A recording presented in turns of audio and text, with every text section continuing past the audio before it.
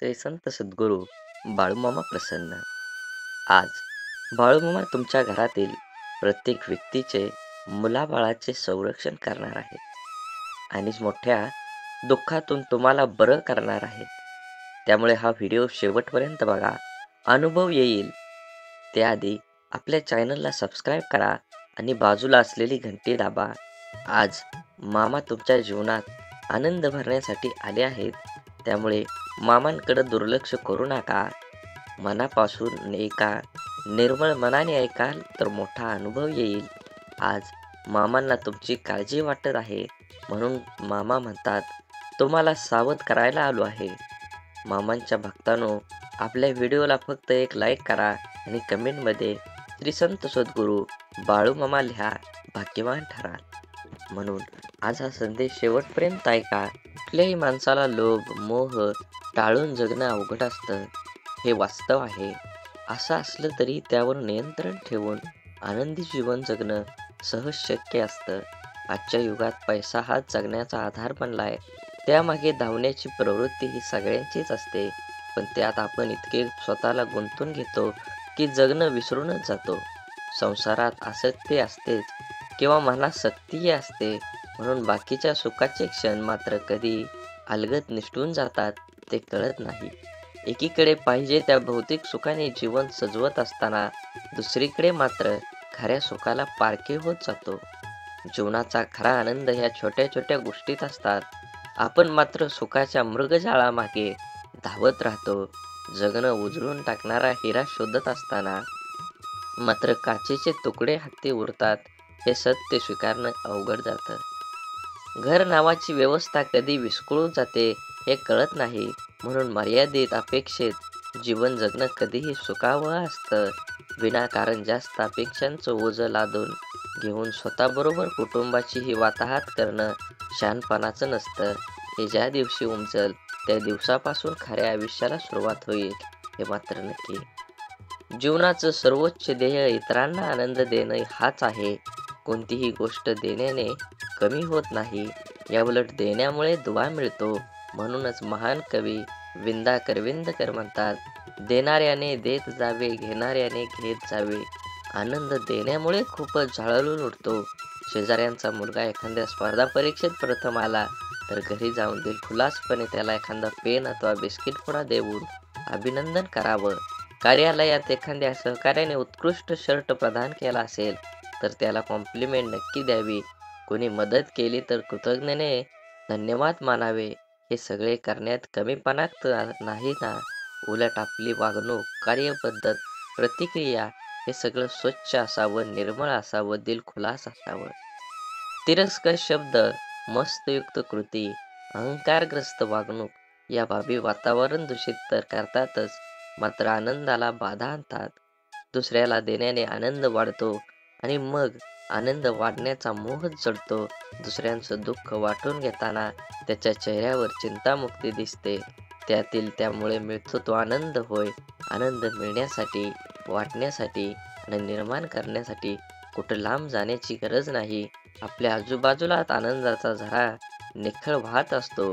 फक्त त्याचं थोडंसं तुषार आपल्या वाट्याला कसं येतील, कौशल्य आत्मसात करायला हवं. माणसातला माणूस जाणला की मन एकरूप होतात.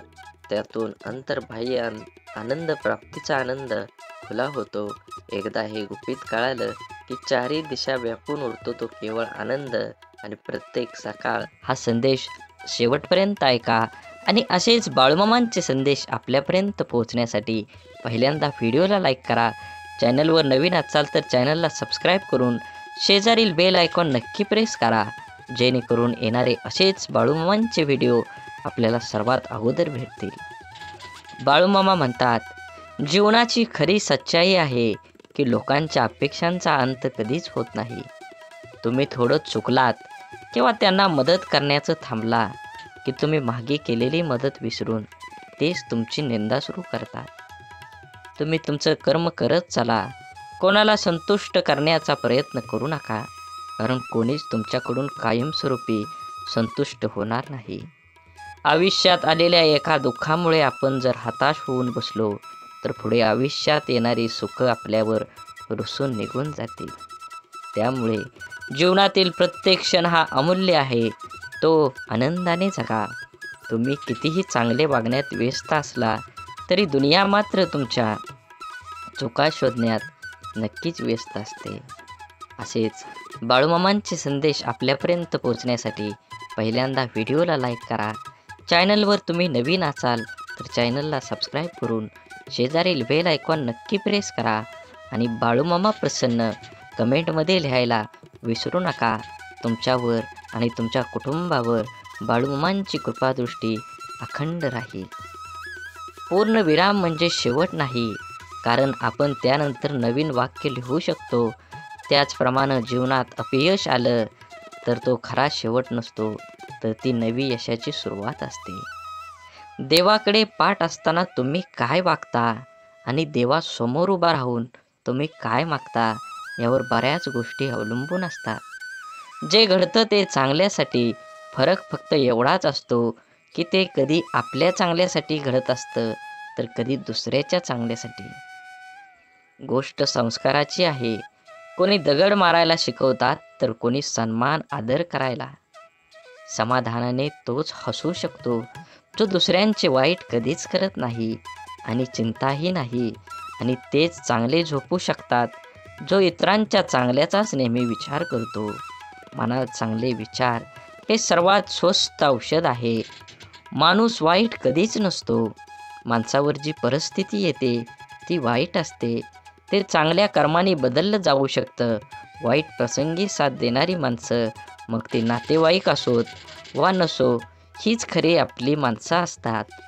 जीवनात वादळं देखील आवश्यक आहेत. तेव्हाच कळतं कोण हात सोडून पळून जातं आणि कोण हात धरून चालतं. तुम्ही चांगले आहात की वाईट याचा विचार कधीच करू नका, कारण जेव्हा लोकांना तुमची गरज असते तेव्हा तुम्ही चांगले असता आणि जेव्हा त्यांना गरज नसते तेव्हा तुम्ही वाईट असता. तुमचा आजचा संघर्ष हाच उद्याचा तुमची ताकद निर्माण करतो. यश मिळवायचेच असेल तर स्वतःवर काही बंधनं घाला. इतरांच्या पावलावर पाऊल ठेवण्याऐवजी असे काहीतरी करा जेणेकरून लोक तुमच्या पायावर पाऊल टाकतील. लोकांना वाटणाऱ्या एका रात्रीत मिळणाऱ्या यशासाठी कित्येक तरी वर्ष संघर्ष करावा लागतो. हरण्याची काळजी आणि जिंकण्याची महत्त्वाकांक्षा न बाळगता प्राण प्राणाला लावून लढावं म्हणजे विजय तितकाच आनंददायी होतो, आणि पराभव झालाच तर तो तितकासाच बेचत नाही. खोटं बोलून तात्पुरती माणसं जमवता येतील, पण पारदर्शक राहून दीर्घकाळ माणसं कमवता आली पाहिजेत, तरच माणूस जिंकला म्हणता येईल. म्हणून जीवन जगत असताना नेहमी माणसानं मानवता धर्म पाळला पाहिजे. जीवन हे खूप क्षणभंगूर आहे, त्याचा परिपूर्ण आनंद घेतला पाहिजे. असेच बाळूमामांचे संदेश आपल्यापर्यंत पोचण्यासाठी पहिल्यांदा व्हिडिओला लाईक करा. चॅनलवर नवीन असाल तर चॅनलला सबस्क्राईब करून शेजारील बेल आयकॉन नक्की प्रेस करा, जेणेकरून येणारे असेच बाळूमामांचे आशीर्वादाचे व्हिडिओ आपल्याला लवकर भेटून जातील. आणि कमेंटमध्ये बाळूमामा प्रसन्न लिहायला विसरू नका. व्हिडिओ आवडला तर नक्कीच तुम्ही जास्तीत जास्त शेअर करा. आपणच पेरलेल्या कर्माचं जेव्हा एक मोठं झाड होतं आणि ते झाड आपल्याला कर्माचं फळ द्यायला लागतं, तेव्हा ते फळ गोड असो की कडू खावावंच लागतं. बघण्याची नजर प्रामाणिक असेल तर दिसणारी प्रत्येक गोष्ट सुंदर दिसते. समजदार व्यक्तीसोबत केलेली काही वेळ चर्चा ही हजारो पुस्तकं वाचण्यापेक्षा श्रेष्ठ असते. दुःख आणि त्रास ही अशी एक प्रयोगशाळा आहे जिथं तुमच्या क्षमतेची आणि आत्मविश्वासाची परीक्षा घेतली जाते. जगातील सर्वात चांगली गोष्ट म्हणजे वेळ आहे. जेव्हा आपण कोणाला आपला वेळ देतो तेव्हा त्याला आपल्या जीवनातला तो क्षण देतो जो परत कधीच येत नाही.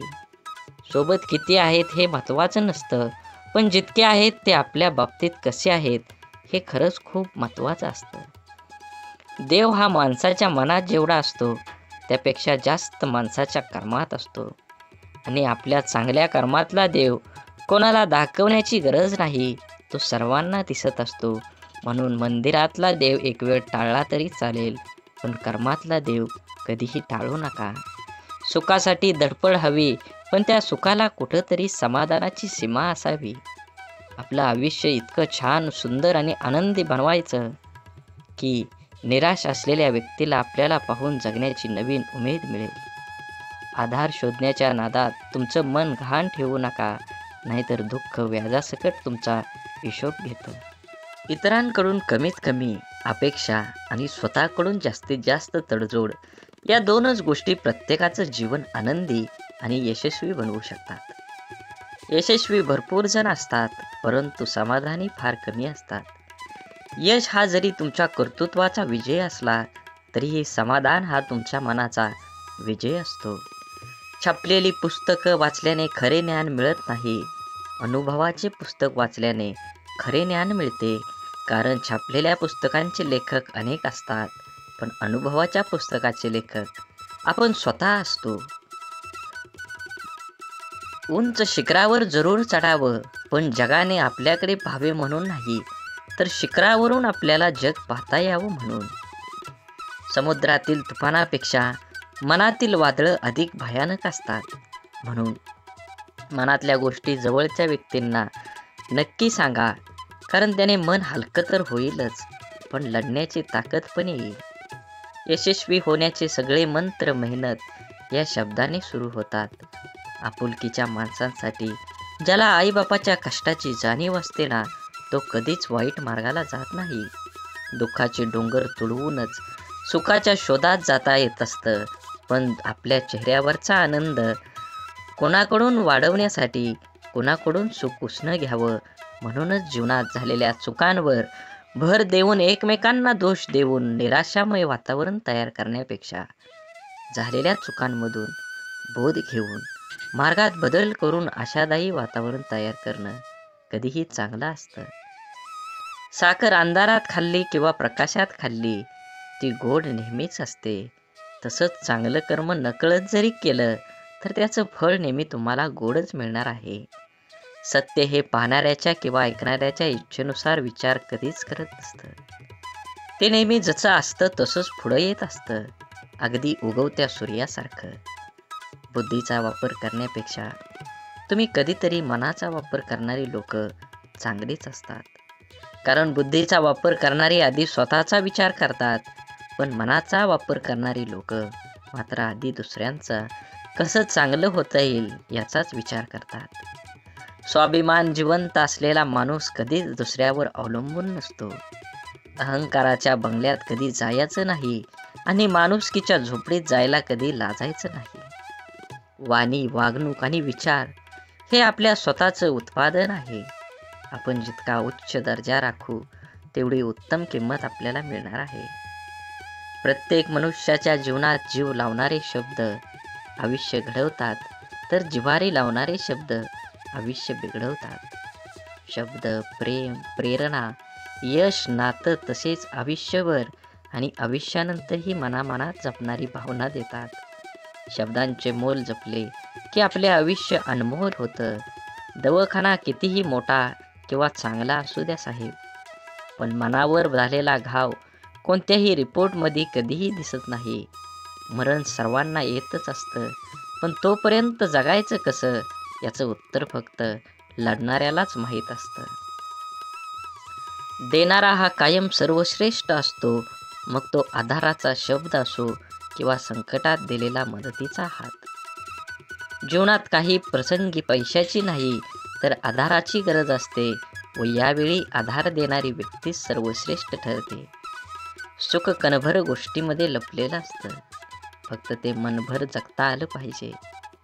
आयुष्य हसत खेळत जमलं पाहिजे असं म्हणतात, पण काही खेळणी काही लोक लहानपणीच विसरून जातात आणि हसणं हळूहळू वाढत्या जबाबदाऱ्यामध्ये दबून जातं.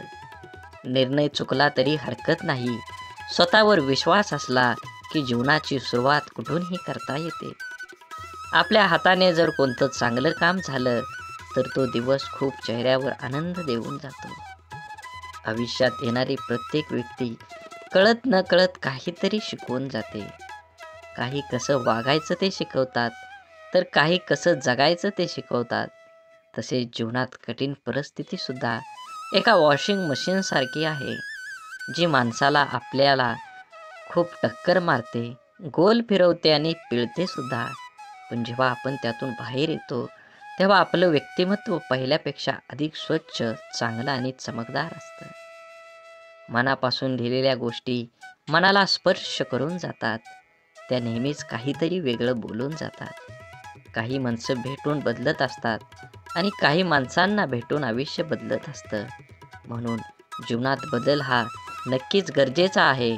तुम्ही काय कमवणार आहे, तुम्ही काय कमवलं आहे, ह्यापेक्षा तुम्ही काय दान केलं आहे, हे सर्वात महत्त्वाचं आहे. भिंतीवरील सुंदर फोटो भार खिळा सांभाळतो, परंतु लोक कौतुक खिळ्याचं करतील किंवा टांगलेल्या फोटोचंच करतात. जीवनाचं देखील असेच असतं. केलेल्या कामाचं श्रेय तुम्हाला मिळेलच असं नाही.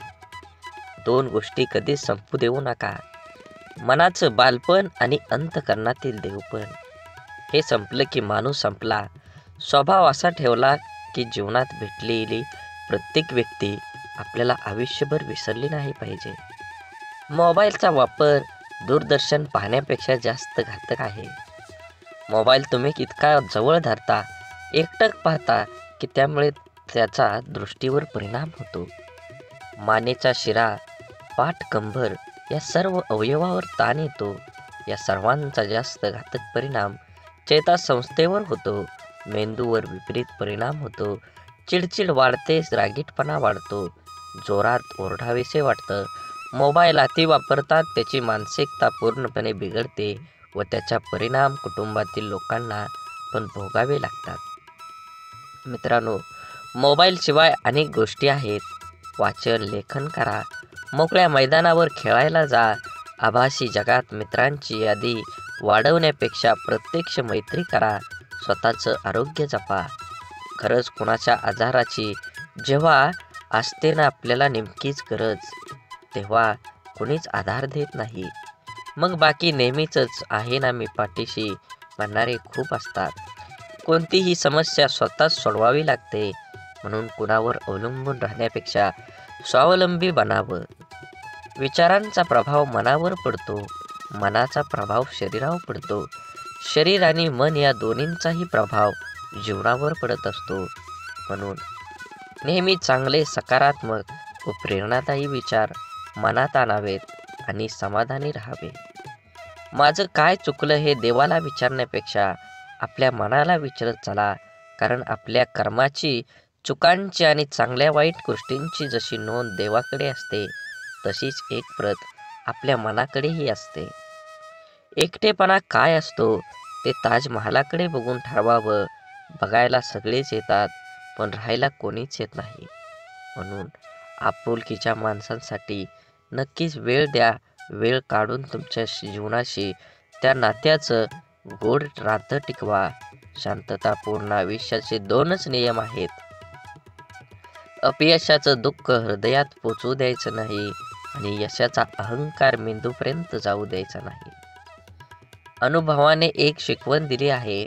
कुणाच्या चुका होणेवा शोधत बसू नका. नियती बघून घेईल, हिशोब तुम्ही करू नका. काही जिंकणं बाकी आहे, काही हरणं बाकी आहे. अजूनही आयुष्याचं पूर्ण सार बाकी आहे. आपण चाललोय आपल्या ध्येयपूर्तीकडे. आपण पहिल्या पानावर आहोत. अजून संपूर्ण पुस्तक बाकी आहे.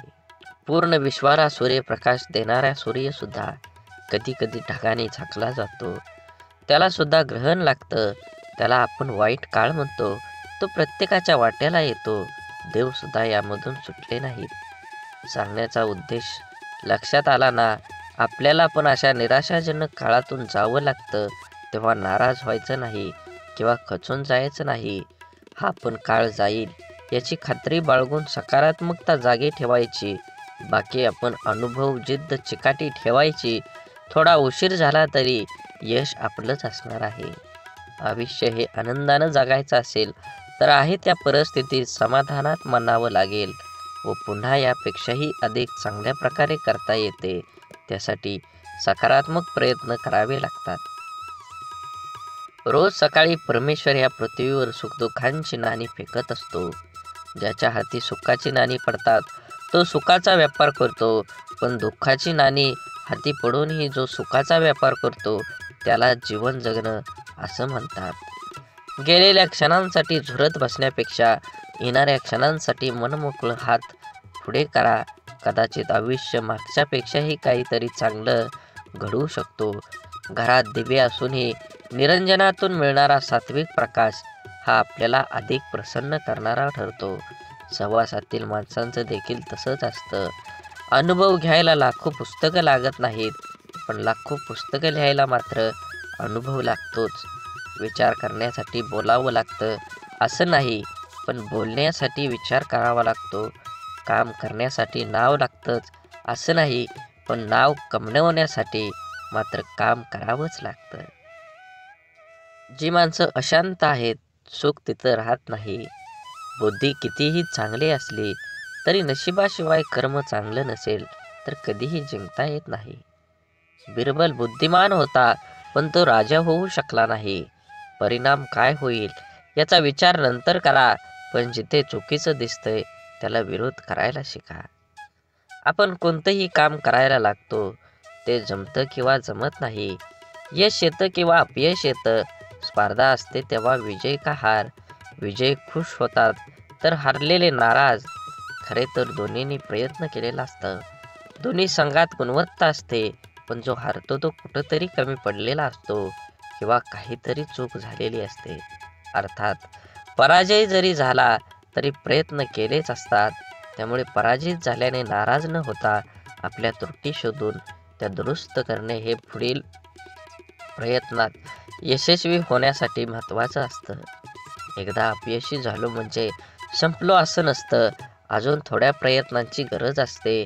आपल्याला प्रत्येकाला खोटं बोलण्याची लोक गोड वाटतात आणि सत्य व स्पष्ट बोलणारे लोक कडू वाटतात. कारण हा निसर्गाचाच नियम आहे. गोड साखर व्याधी निर्माण करते, तर कडुलिंब हे औषध म्हणून वापरलं जातं. जीवन प्रवास हा कधी सोपा नसतो. तो सोपा आपणच करावा लागतो. कधी स्वतःच्या अंदाजाने तर कधी नजर अंदाजाने. जिथे 2 घास प्रेमाचे खाता येईल अशी पंगत आणि मन मोकळं करता येईल अशी संगत आयुष्यात लाभली तर जगण्यातील रंगत वाढत जाते. नामाने वासनेचे मूळ नाहीसे होते. म्हणून देहानं कर्तव्य करावे, मनाने स्मरणात राहावे, नामात राहावे, यात खरे कल्याण आहे. सर्व करावे पण त्याने सुखी झाले म्हणून नव्हे. नामात राहण्याने खरा आनंद होईल, तो उत्सव करून येणार नाही. क्षमा करावी लागते आणि क्षमा मागावी सुद्धा लागते. नातं टिकवायचं म्हटल्यावर कधी पुढाकार तर कधी माघारही घ्यावीच लागते. माणसानं आयुष्यात नक्की झुकावं, पण योग्य ठिकाणीच. नको तिथं झुकलं तर लोक लगेच पायदळी तुडवून मोकळं होतात. आपण केलेल्या कर्माचं जेव्हा एक मोठं झाड होतं आणि ते झाड आपल्याला कर्माचं फळ खायला लागतं, तेव्हा ते फळ गोड असो किंवा कडू, त्याचा आस्वाद घ्यावाच लागतो. बघण्याची नजर प्रामाणिक असेल तर दिसणारी प्रत्येक गोष्ट सुंदर दिसते. समजदार व्यक्तीसोबत केलेली काही वेळ चर्चा ही हजारो पुस्तकं वाचण्यापेक्षा श्रेष्ठ असते आणि ती निष्फळ ठरत नाही. निर्मितीच्या किंवा विध्वंसाची बीजं माणसाच्या मनात असतात. माणसाच्या मनाच्या शक्तीचा हाच तर दुहेरी वापर आहे. नवनिर्माण आणि नाश, सकारात्मक आणि नकारात्मक. मनाच्या सकारात्मक शक्तीच्या आधारावर जीवन ही संपूर्ण आणि परिपूर्ण होऊ शकतं. त्याच मनाच्या विध्वंसक आणि नकारात्मक प्रवृत्तीने जीवन उजाड भकास होऊ शकतं. प्रेम, करुणा, दया, संवेदनानं मन संक्रित झालं की व्यक्तीच्या जीवनाला अव्यापकतेची दिशा देतं. द्वेष, मत्सर, ईर्षेनं आणि वैर्यानं मन पेटलं की व्यक्तीचं जीवन दिशाहीन होत जातं. अगदी त्याचप्रमाणे अवघ्या समाजाचं मनच जेव्हा सामायिक द्वेष, सामूहिक मत्सर आणि सामूहिक वैरानं पेटून उठतं, तेव्हा त्या समाजाचं जीवन ही दिशाहीन होत जातं. म्हणजेच जीवन हे व्यक्तिगत असो किंवा सामूहिक, त्याचं भवितव्य अवलंबून आहे ते मनावर, आणि हे मनच माणसाला गोत्यात आणतं हे मनच माणसाला गुंत्यातून सोडवतं.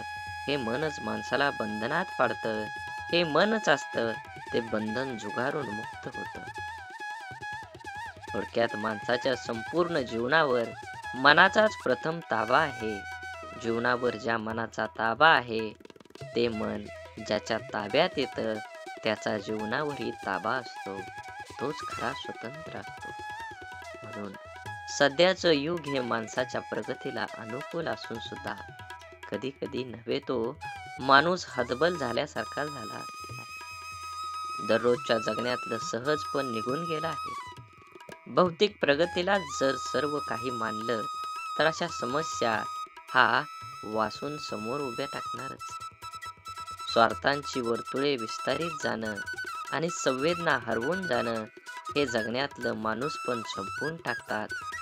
आत्मकेंद्रित जगणं म्हणजे जेव्हा परिणाम होऊ लागतं तेव्हा आयुष्याचं परिझुंज होऊ लागतं. संस्कृती, संस्कार, परोपकार, भावना याचा अर्थ हरवून जातात.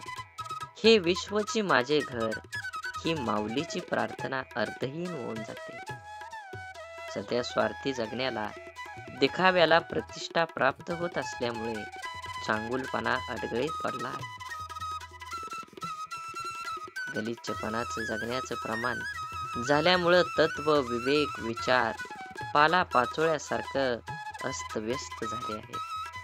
आजूबाजूचा परिसर अविचारांसारखे परिणाम झाल्यामुळे तत्व, विवेक, विचार पालापाचोळ्यासारखं अस्तव्यस्त झाले आहे. आजूबाजूचा परिसर अविचारांच्या काळजीने काळवंडून लागले की उजेड पोरका होतो. प्रत्येकाला स्वतःभोवती सुखाचा परिमळ सतत दरवळत राहण्याची ओढ लागली असल्यामुळे त्याग, समर्पण, दातृत्व या गोष्टी फक्त सांगण्यापुरत्या उरल्या. मी आणि मीच आणि संकुचित भावना जगल्यात सहजपण लयाला नेतं आहे. खरं तर मुखवटा घालून जगणं आपल्यामुळे स्वतःचा खरा चेहरा कोणता हेच आपण विसरून जात आहोत. त्याचमुळे जर आयुष्य आणखीच अवघड बनत चाललेलं आहे हे वास्तव नाकारता येणार नाही. म्हणून कर्तव्य श्रेष्ठ ही भावना की दोन शब्द वेगळे पण एकमेकांच्या बरोबरीने राहणारे, तुलना कधी करायची आणि श्रेष्ठता कशात मोजायची, कशाला आनंद द्यायचा आणि कोणाला दुखवायचं, कोणाला कळसावर चढवायचं आणि कोणाला पायदळी तुडवायचं, तर ही श्रेष्ठता कशात समजायची, कर्तव्यात की भावनेत? कर्तव्य सर्वश्रेष्ठ की भावना श्रेष्ठ हा प्रश्नच गौण ठरतो. कर्तव्य आणि भावना ह्या तराजूच्या दोन पारडे आहेत. त्याची एकमेकांची तुलनाच होऊ शकत नाही. या दोन्ही गोष्टींना आपला तोल हा सांभाळावाच लागतो. भावना रहित कर्तव्य आणि कर्तव्य विना भावना कधीच सुख देऊ शकत नाही. म्हणूनच मला वाटतं की कर्तव्य आणि भावना याचं नातं दुसरं तिसरं काहीही नसून पती पत्नीचं आहे. पती हे कर्तव्य असून पत्नी ही त्याची भावना आहे. आणि जर सुखांची फळं चाखायची असतील तर भावनेला कर्तव्याच्या माग सावलीप्रमाणे राहावंच लागतं. हृदयातून उत्कटलेल्या भावनांना माणूस रोखू शकत नाही आणि त्याच्या हातून कृती घडते. घडलेल्या कृतीतून कर्तव्याची जाणीव होते आणि ह्याच जाणीवेतून पूर्णत्व प्राप्त होते. अनुभव घ्यायला लाखो पुस्तकं लागतात, पण लाखो पुस्तकं लिहायला मात्र अनुभवच लागतो. काम करण्यासाठी नाव लागतं असं नाही, पण नाव कमवण्यासाठी तुम्हाला काम करावंच लागेल. कुणाला दुःख देऊन मिळवलेला आनंद सुख देऊ शकत नाही, पण कुणाला आनंद मिळावा म्हणून स्वीकारलेलं दुःख नेहमी सुखच देऊन जातं. जीवनात दुःखाचा विचार करत बसला की समोर उभं असलेलं सुख हे डोळ्यांना दिसत नाही. विचारांची गुणवत्ता चांगली असली तर मोठ्यात मोठी स्वप्न साकार होण्याची वेळ लागत नाही. जगातील कोणतीही वस्तू कितीही महागडी का असेना, परंतु देवाने तुम्हाला जी झोप, शांती आणि आनंद दिला आहे त्यापेक्षा कोणतीच गोष्ट मौल्यवान नक्कीच नाही. माणसाचे यश हे कोणत्या आधारावर नसते तर चांगल्या विचारावर असते. कारण आधार नेहमी सोबत नसतो, परंतु चांगले विचार नेहमी सोबत असतात. ऐकणं महत्त्वाचंच आहे, पण त्यापेक्षाही महत्त्वाचं आहे ते आचरणात आणणं. किती ऐकलं यापेक्षा आचरणात किती उतरवलं यावरच माणसाचं यश अपयश अवलंबून असतं. माणसाला गरज पडली की आठवण येते, माणसांची गरज संपली की अडचण निर्माण होते. हा काही लोकांचा स्वभाव गुण असतो. वेळ हा असा एक तराजू आहे जो वाईट काळात आपल्या माणसांचं वजन आपल्याला बिनचूकपणे दाखवतो. ज्या दोन माणसांना एकमेकांना समजून घेण्यासाठी जगातल्या दुसऱ्या कोणत्याच माणसाची गरज लागत नाही, तिथंच खरं प्रेम नांदत असतं. आपलं वाईट चिंतणाऱ्यापासून 4 पावलं लांबच राहिलेलं बरं. त्या व्यक्तीशी नातं नसलेलंच बरं. कारण जिथे द्वेष आहे तिथे कधी चांगली भावना असू शकत नाही. त्या नात्याला अर्थ असू शकत नाही. ते नातं निथळ भावनेने जोडलेलं असू शकत नाही. जो आपलं वाईट चित्तो तो व्यक्ती आपला असूच शकत नाही.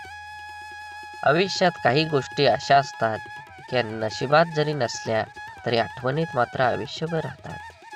अशा गोष्टींमुळेच आपल्याला आयुष्यात जगण्याची प्रेरणा आणि आनंद मिळतो.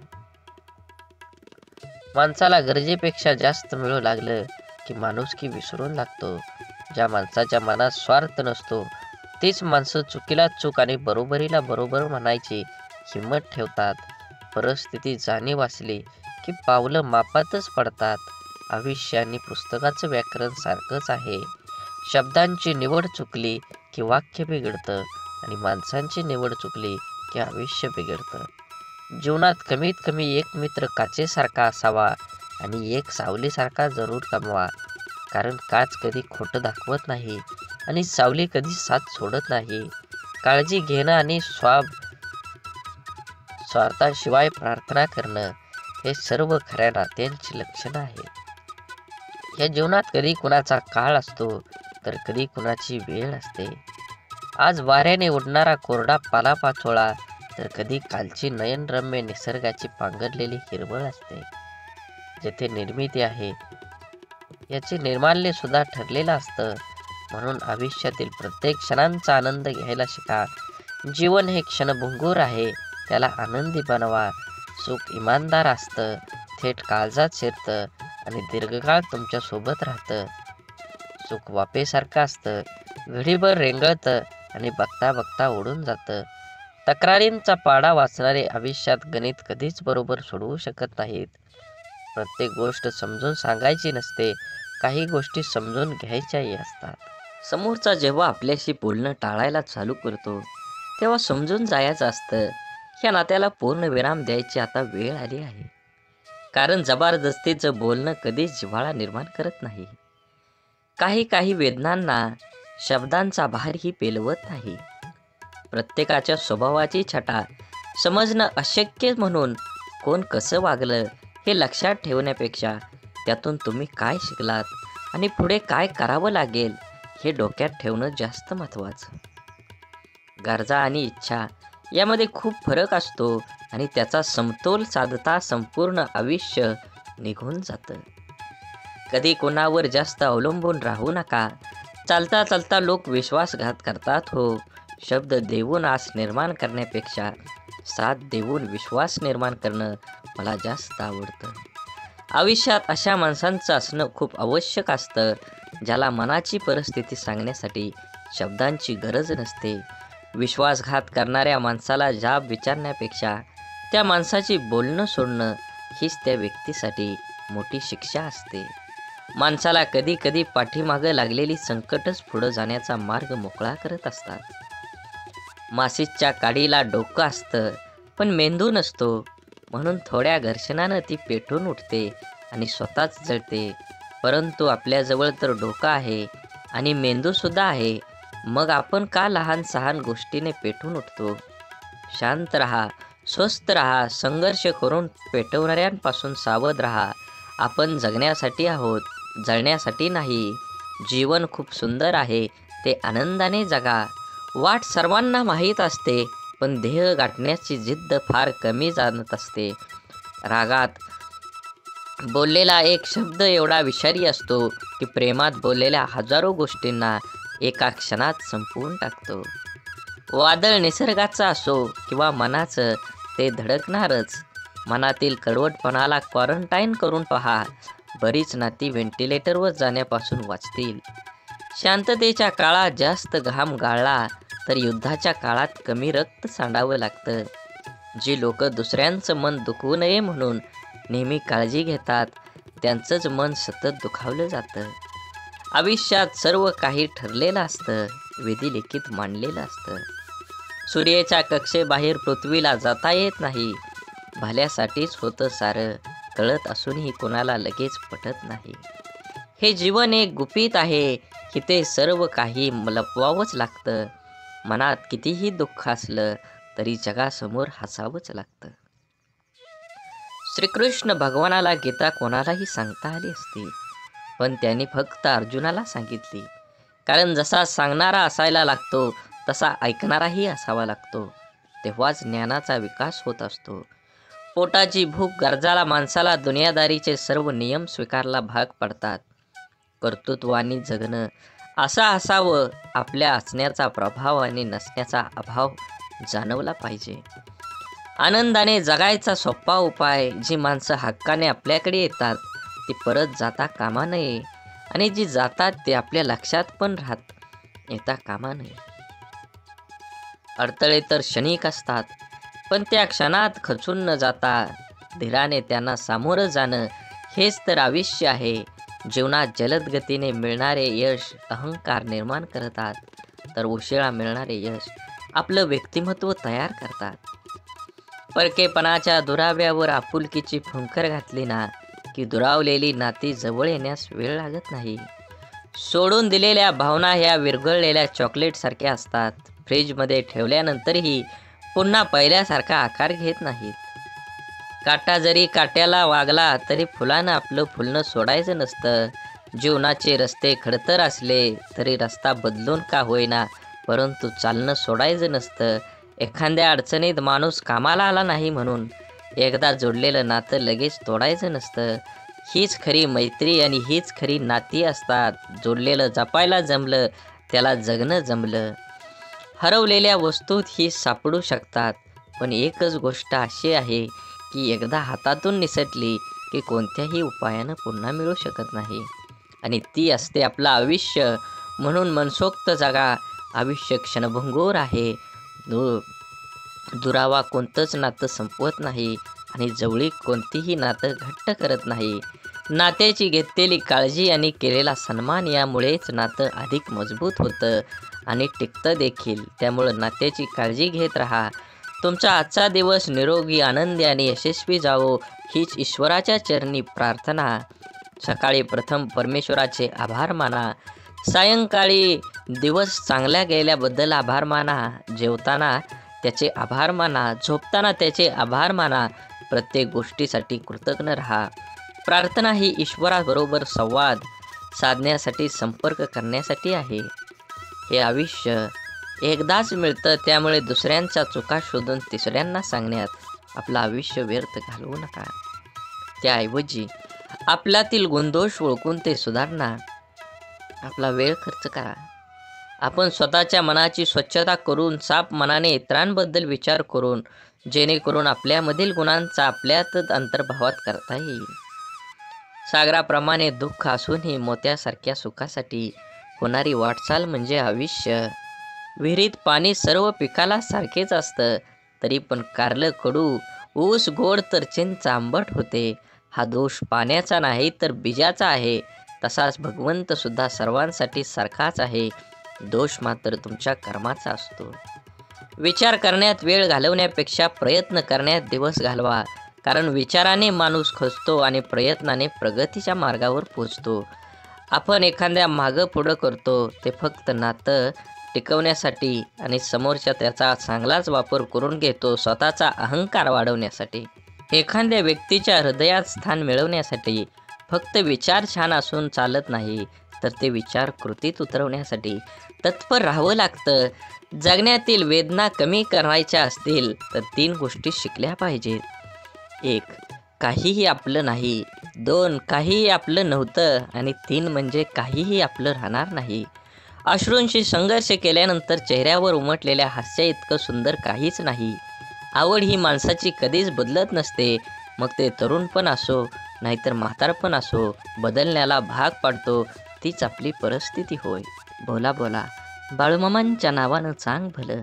झाडे लावा, झाडे जगवा, माती वाचवा, पाणी वाचवा, सेव्ह अर्थ.